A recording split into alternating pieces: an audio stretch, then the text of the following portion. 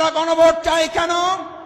আমরা গণভোট চাই পোস্টার লাগানো হলে আপনারা দেয়ালে দেয়ালে দেখবেন একজন আর পোস্টারের উপর আর একজন পোস্টার লাগিয়ে দিচ্ছে। সকালে ব্যানার লাগালে দুপুরে ব্যানার গুলো খুলে ছিঁড়ে ফেলে দেওয়া হচ্ছে। আমরা জানতে চাই প্রশাসনের কাছে, যদি আজ ব্যানারের নিরাপত্তা না থাকে, পোস্টারের উপর আর একজন পোস্টার লাগিয়ে দেয়, এই রাজনৈতিক সৌজন্যতা যারা দেখাতে পারে না, তারা জনগণের ভোটের প্রতি সৌজন্যতা কি করে দেখাবে?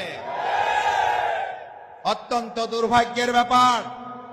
আমি দু একজনের কাছে ফোন করে জানতে চেয়েছিলাম, ঢাকা সহ সারা দেশে আমাদের পোস্টারগুলোর উপরে পোস্টার লাগান, আর কোন জায়গা কি আপনাদের চোখে পড়ে না?